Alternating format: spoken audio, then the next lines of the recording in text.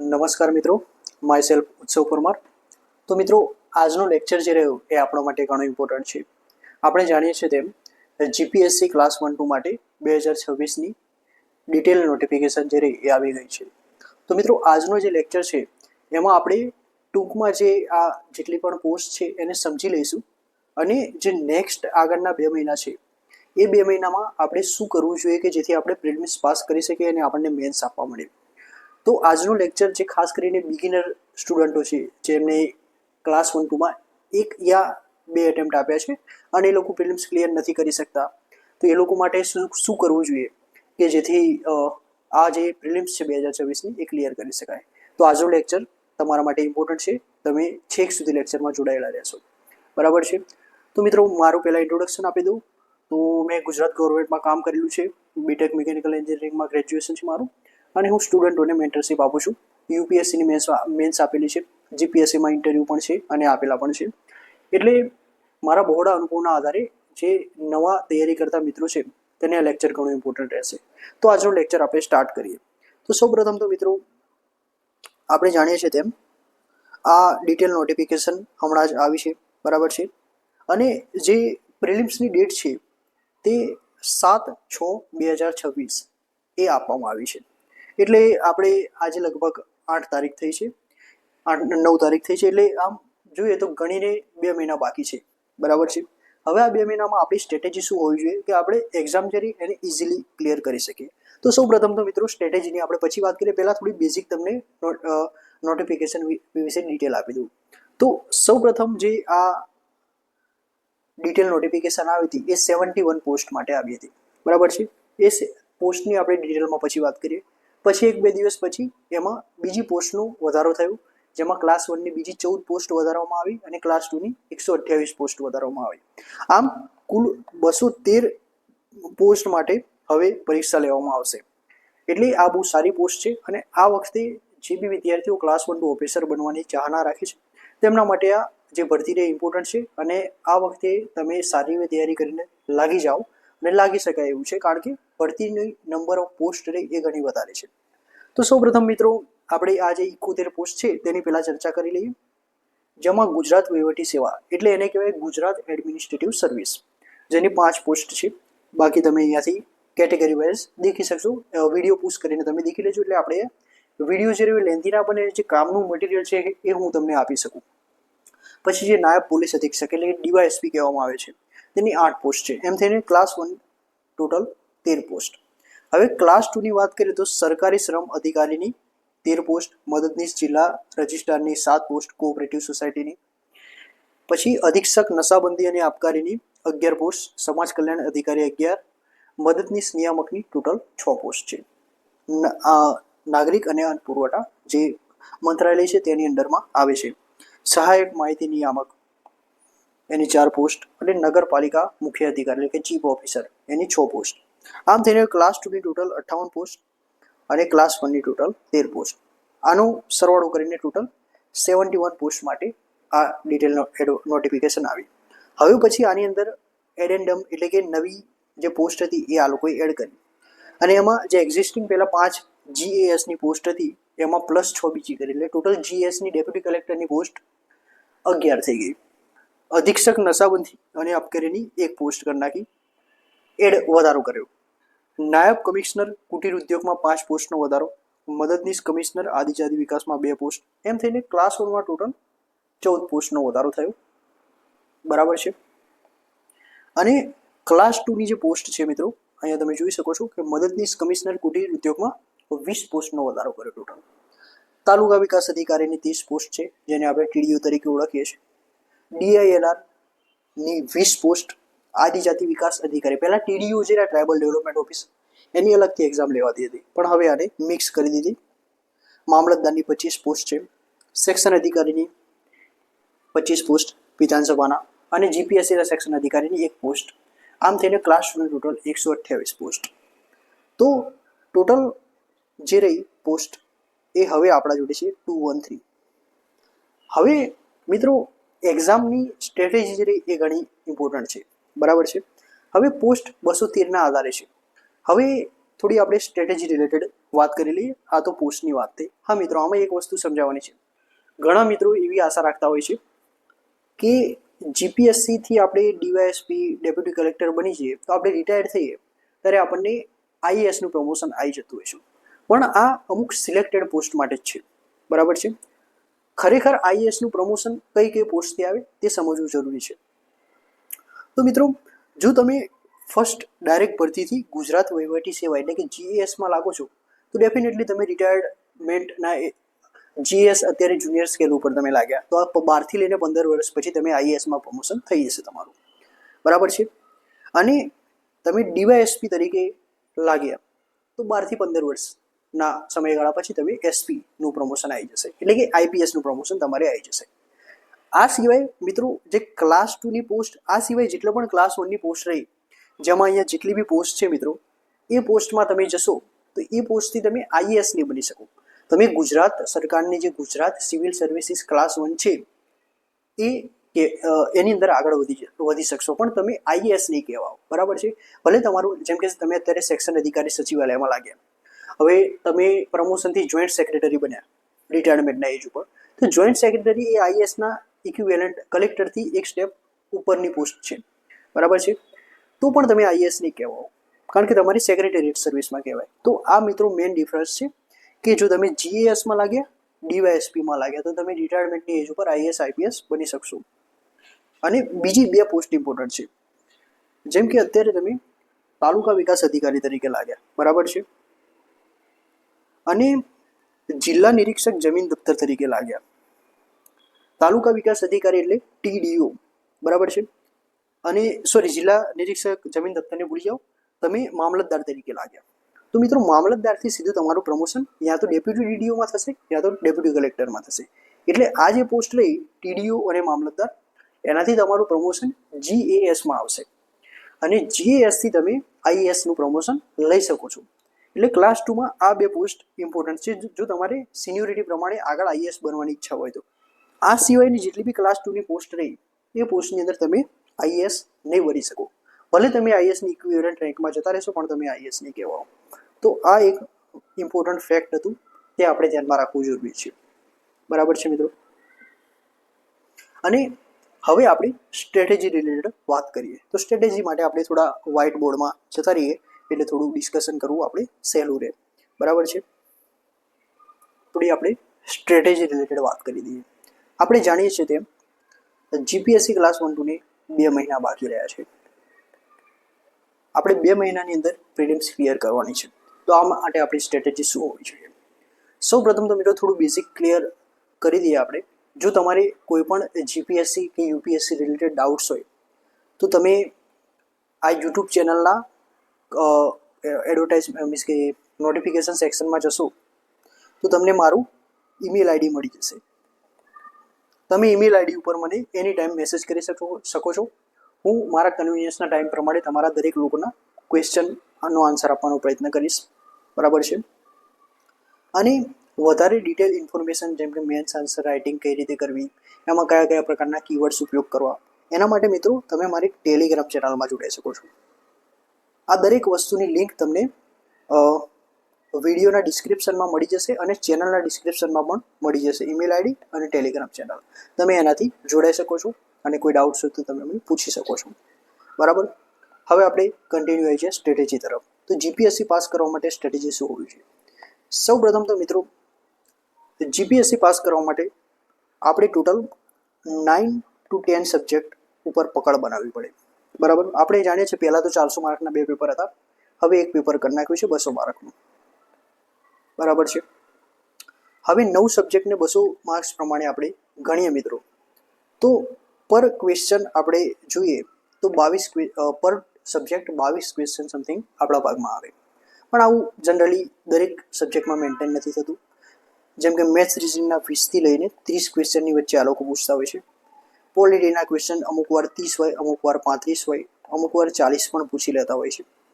એટલે ક્વેશ્ચન પ્રમાણે વેરી થાય, પણ આપણે ટોટલ 9 સબ્જેક્ટ ધ્યાનમાં રાખવાના. એ કયા કયા સબ્જેક્ટ છે? તો પહેલો સબ્જેક્ટ તો લે હિસ્ટ્રી, બરાબર. હિસ્ટ્રી એટલે કે ઇતિહાસ. હિસ્ટ્રીમાં ઇન્ડિયાની હિસ્ટ્રી અને ગુજરાતની હિસ્ટ્રી એનો બંનેનો સમાવેશ થાય છે.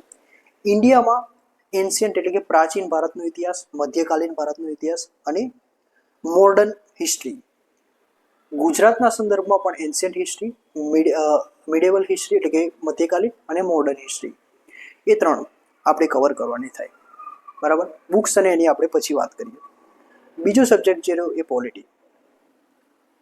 પોલિટીમાં મિત્રો ગુજરાત ભારત એવું કંઈ હોતું નથી. એક સ્ટાન્ડર્ડ બુક્સ એમ લક્ષ્મીકાંત હોય છે, એમાંથી 99% જીપીએસસીના ક્વેશ્ચન આમાંથી પૂછાતા હોય છે, અને બાકીના માટે તમે યુપીએસસીના પીવાયક્યુ સોલ્વ કરી દેતા હોય તેમાંથી તમને મળી જશે. બીજો સબ્જેક્ટ રહ્યો પોલિટી. ત્રીજો રહ્યો સબ્જેક્ટ ઇકોનોમી.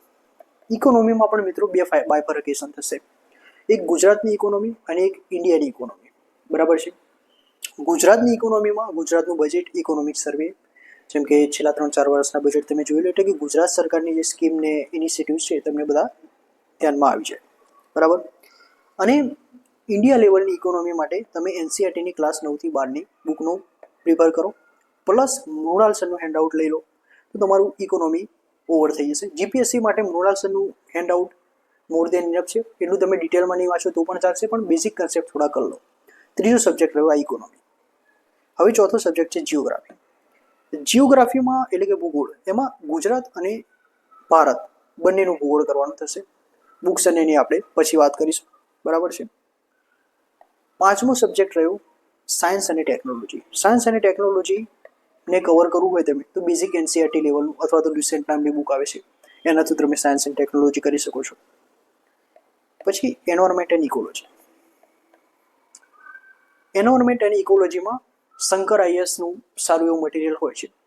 એ ઉપરાંત 11-12ની જે બાયોલોજીની બુક છે, ક્લાસ 6 થી 10ની સાયન્સ એન્ડ ટેકનોલોજીની બુક છે, એમાંથી તમને most of environment related material મળી જશે. ખાસ કરીને જે ક્લાસ 12ની બાયોલોજીની બુક છે એમાં એન્વાયરમેન્ટના અમુક ટોપિક સારા આપેલા છે, એ આપણે જોવાના છે. બરાબર છે. સાતમો સબ્જેક્ટ જે રહ્યો એ મિત્રો આર્ટ અને કલ્ચર.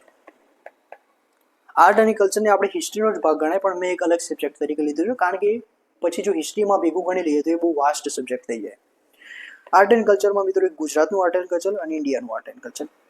ગુજરાતના આર્ટ એન્ડ કલ્ચરમાં એટલું કંઈ ડીપમાં પૂછતા નથી, પણ આદિવાસી આર્ટ એન્ડ કલ્ચર, ગુજરાતનું ફોક કલ્ચર એ ઇમ્પોર્ટન્ટ છે. એના માટે મિત્રો એક આદિવાસી આર્ટ એન્ડ કલ્ચરની અલગથી એક સાંસ્કૃતિક વારસાની બુક આવે છે, બહુ નાની બુક આવે છે.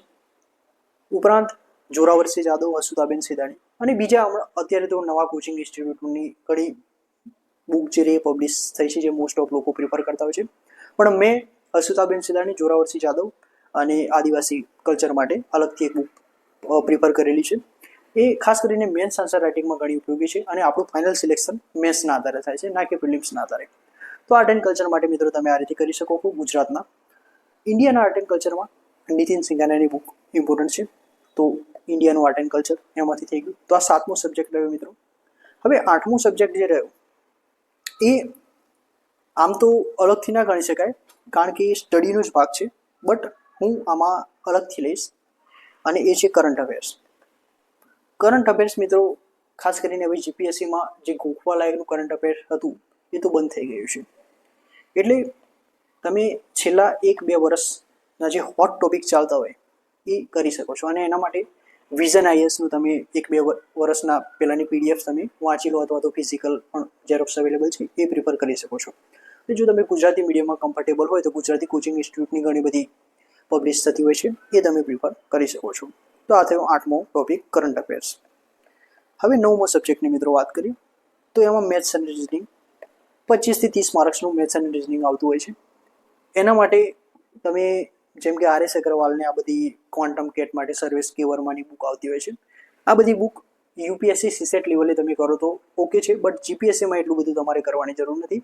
તમે જીપીએસસીના પીવાયક્યુ જાતે સોલ્વ કરવાનો પ્રયત્ન કરો. એમાં તમને કોઈ ટોપિક ના આવડતા હોય તો તમે યુટ્યુબ ઉપર સર્ચ કરી અને ટોપિક શીખી શકો છો. અત્યારે ફ્રી ઓફ કોસ્ટમાં ઘણા બધા લેક્ચર્સ અવેલેબલ હોય છે.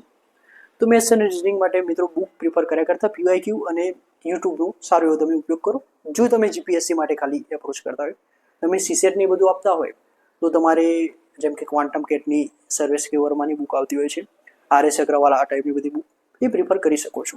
બટ જીપીએસસી માટે હું સજેસ્ટ નહીં કરું, નોર્મલ તમે પીવાયક્યુ ઉપર આધાર રાખો. તો આમ મિત્રો ટોટલ 9 સબ્જેક્ટ હતા.